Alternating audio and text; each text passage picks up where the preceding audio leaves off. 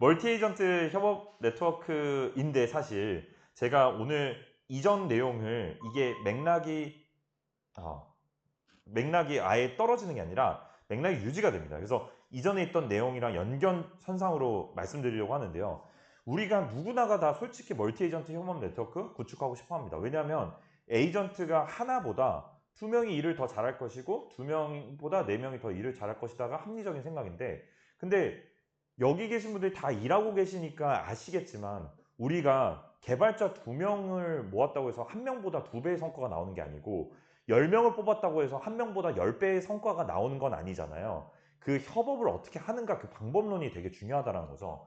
에이전트는 그게 더 힘들다는 거예요. 왜냐면 정말 내가 생각한 대로 안 되니까요. 진짜 더럽게 말을 안 듣는 거죠, 얘네들이. 그래서 여기에 보면은 복잡한 시스템 설계 이렇게 구현을 해놨더니 너무 복잡해서 뭐 하나 바꾸기가 너무 힘들다. 이게 실질적인 고민. 그 다음에 답변까지 너무 오래 시간이 걸리는데 그 긴 기다림 끝에 답변을 얻었는데 이게 안 나왔을 때의 실망감. 그 다음에 마지막으로 이 에이전트 하나하나를 다 컨트롤하는 게 너무 힘들다는 거죠. 그래서 성공적인 멀티 에이전트 협업 구축 아이디어에 대해서 사실 핸즈온 세션부터 많은 기업들이 이 아이디어를 다행히도 공유를 많이 해주셨어요. 일단 첫 번째 공통으로 나왔던 거는 휴먼 인더 룹이었습니다. 모든 기업이 휴먼 인더 룹을 적용하고 있었어요. 휴먼 인더 룹은요, 한마디로 에이전트가 이런 중간 과정 하나하나가 끝나고 나면은 주인님, 저 다음 프로세스 진행해도 될까요? 를 물어보는 과정이죠. 이 과정이 들어가야 된다고 모든 기업이 주장하는 이유는 첫 번째는 고객과의 신뢰였어요. 고객이 이 중간 과정을 컨펌해줘서 잘못 나오면 고객이 내가 중간에 그렇게 컨펌하면 안 됐구나, 어떻게 보면은 그거를 고객한테 조금 위임할 수도 있는 거죠. 책임을 주는 겁니다. 우리가 클로드에서 MCP 쓸 때도 항상 이 툴 정말 쓰겠습니까? 예스 창이 귀찮아도 그걸 물어보거든요. 그런 과정이 반드시 필요하다고 얘기를 하고 있고요. 그리고 두 번째로는 메모리 업데이트인데, 예를 들어서 이거예요. 우리가 첫 번째에 어떤 고객이 피드백을 줬어요. 첫 번째 단계가 끝나고 나서 두 번째 단계로 넘어갈 때, 야, 이건 이렇게 처리하면 안 되고 저렇게 처리를 해야지 라고 피드백을 줬는데, 그거를 얘가 100번 수행할 때마다 맨날 피드백 줘야 된다고 하면 엄청 짜증이 날 거예요. 야, 내가 지난번에 그렇게 얘기를 했잖아, 왜 못 알아들어? 라고 하겠죠. 그러면 고객의 피드백이 장기 메모리에 들어가 있어야 되거든요. 그러면 이 메모리가 있어야 되고 이 장기 메모리를 피드백을 업데이트 해줘야 된다라는 게 필요하고요. 또 MCP를 에이전트를 쓰면 많이 사용을 할 텐데, MCP 써보신 분들은 아시겠지만 보통 저한테 연락이 오는 게 MCP를 썼는데 컨텍스트가 너무 커져서 터지는 경험들, 답변이 나오기 전에 초과하는 경험들이 많았을 거예요. 그래서 그런 것들은 이제 계층적 도구 호출이 마련되지 않아서 그런데 그런 것들이 반드시 필요하다는 거죠. 요거는 이제 후반부에 나옵니다. 그래서 평가까지 이제 차례대로 살펴볼 건데요. 아까 제가 말씀드렸던 이 앰비언트 에이전트는 뭐냐면, 블로그에 가보시면 자세한 내용들이 있지만 쉽게 얘기하면 이겁니다. 우리가 이제 앰비언트 에이전트라는 거는 에이전트가 있는데 언제까지 우리가 채팅창에 들어가서 우리가 궁금한 것들을 물어보고 답변을 받는 행태가 이어질 것이냐라는 거죠. 야, 너네가 챗GPT 같은 창이 앞으로 나오는 서비스에서도 계속될 것 같아? 그게 아니다라는 거예요. 그럼 앰비언트라는 건 뭐냐면 우리가 인식하지 않는 무의식의 흐름 중에서 에이전트가 24시간 365일 돌면서 내 행태들을 추적하고 이걸 바탕으로 알아서 일을 처리한다는 거예요. 예를 들어서 제가 오늘 지나가는 말로 오늘 커피를 안 마셔서 너무 힘드네, 이렇게 지나가는 말로 얘기를 했어요. 그랬더니 사무실 가서 앉았는데 에이전트가 커피 배달을 시켜서 내 사무실에 커피가 와 있는 그런 행태들을 원한다는 거죠. 그래서 앰비언트 에이전트는 한마디로 내가 명령을 시키지 않았는데 얘가 내 비서처럼 내 행태들을 잘 알고 있고 내가 원하는 것들을 알아서 척척 갖다 주는 그런 반대의 개념이라고 보시면 좋을 것 같아요. 그래서 챗GPT 대화창의 UX에 의존하는 거 한계가 있다. 그 다음에 UX적인 패러다임 시프트가 요구가 된다. 또 여기서 중요한 역할이 휴먼 인더 룹이고 이 내용들을 업데이트해야 된다. 이걸 핸즈온으로 풀어낸 게 바로 에이전트 인박스라는 핸즈온 세션이 이미 무료로 다 공개가 되어 있습니다. 그 영상들도 올라와 있기 때문에 한번 보시면 좋은데요. 이게 바로 에이전트 인박스예요. 여기에 보면은 채팅창이 없어요. 챗GPT와 같은 채팅창이 없는데요. 제가 데모로 하나 보여드릴게요. 어떤 식으로 구동하는지.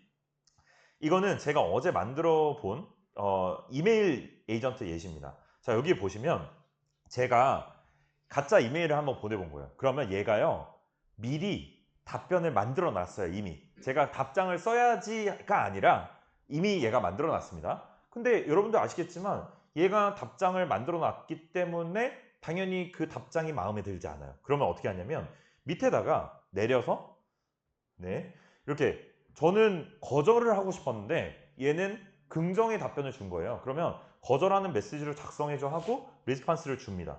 아이고, 죄송합니다. 네, 그러면 리스판스를 주고 그러면 얘가 거절의 메시지로 이렇게 바꿔주는 거예요. 너무 간단하죠? 근데 아시겠지만 거절하는 양식이 내가 평소에 쓰는 양식이랑 맞지 않아요? 그러면은 요거는 긍정으로 한 번 더 바꿔주는 거고요. 바꾸면 또 긍정적인 메시지로 이렇게 회신이 됩니다. 네, 이렇게 되고요. 그 다음에 여기에서 이모지를 사용해서 친근감 있는 어조로 하고 가벼운 인사로 하고 제가 이렇게 쓰는 구체적인 가이드라인을 얘한테 줘요. 주면 이 리스판스를 받고 이메일 내용을 이렇게 교정을 해줍니다. 이모지를 넣고 요점 정리를 해줘요. 더욱 놀라운 점은 뭐냐면요. 제가 이렇게 하나의 메일을 하면 이게 나머지 내가 아직 읽지 않는 모든 메일에 자동으로 적용이 됩니다.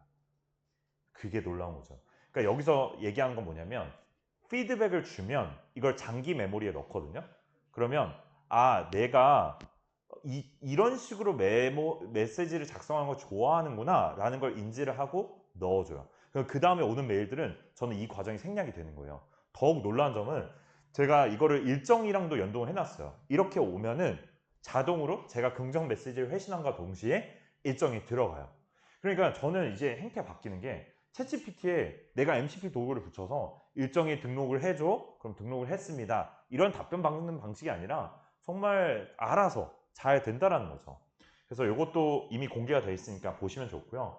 이 앰비언트 에이전트 너무 매력적이라는 생각이 드는 거예요. 그래서 이 과정들이 있는데 여기에서 중요한 게 뭐냐면 이건 코드는 다 올라와 있으니까 보시면 좋은데요. 여기서 중요한 게 아까도 말씀드린 것처럼 human in the loop이죠. 왜냐면 이제는 우리가 챗GPT한테 명령을 내리는 UX는 집어치우고 내가 피드백을 주는 거를 중심으로 에이전트를 굴려보자라는 거예요. 왜 우리도 직원 고용했는데 한 번 했으면 알아들었으면 좋겠지 매번 얘기하는 거 다들 싫잖아요. 그런 거와 비슷한 개념인 거죠.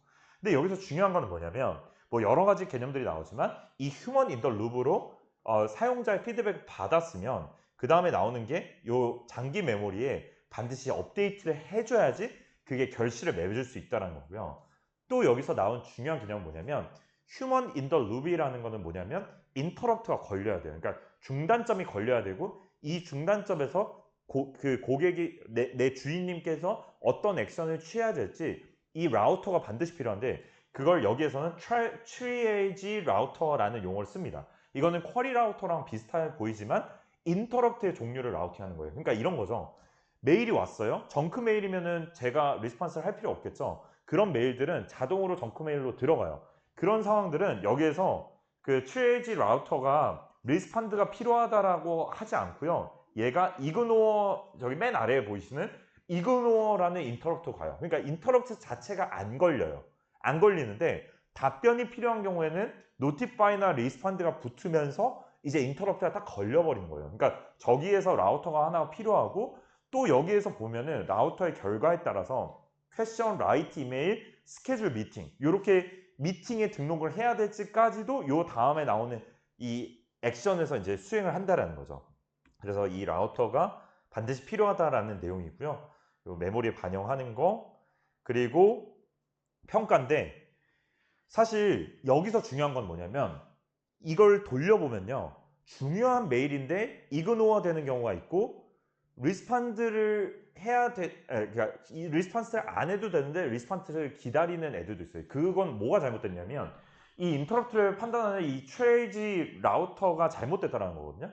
그래서 그거에 대한 평가가 반드시 필요하다라는 거고요.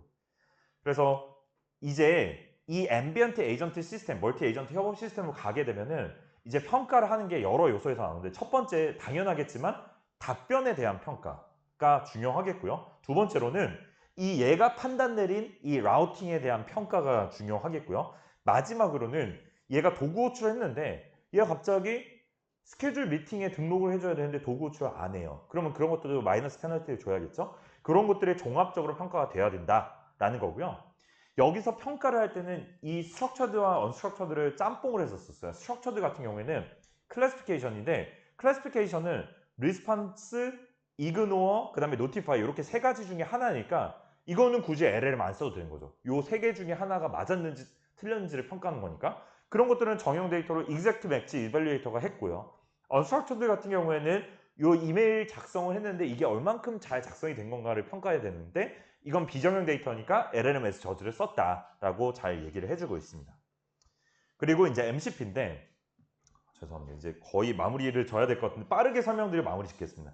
이 MCP는 여러 툴을 한마디로 에이전트에 붙이는 겁니다. 이 MCP의 트렌드는 사실 거스를 수가 없고 이미 그 오픈 AI, 엔트로픽, 제미나이가 다 MCP를 사용했기 때문에 이 트렌드는 간단한 거죠. 근데 문제는 뭐냐면 사람들이 많이 오해를 하는 게 MCP 도구를 쉽게 쓰는 방법은 유튜브에도 많이 나와 있으니까 그런 것들은 잘 가져다 쓰시거든요. 근데 개발사의 입장에서 우리가 만든 에이전트가 도구를 진짜 잘 갖다 쓰게끔 만드는 거는 이건 또 다른 문제라는 거예요. 그래서 여기에서 보시면 그러니까 저희가 개발하고 있는 내용들을 좀 빗대어서 말씀드리면 가장 중요한 키워드는 저는 MCP 도구를 호출할 때 그냥 도구를 썼다 안 썼다의 개념으로 가면 절대 좋은 결과 나올 수 없습니다. 여기서 제가 예시를 보여드린 거는 하나 레그 MCP 예시를 보여드릴 건데 예를 들어서 웹 문서가 있습니다. 웹 문서가 있는데요. 웹에 문서가 한 1000개의 URL 정도가 있다고 해볼게요. 굉장히 방대하죠.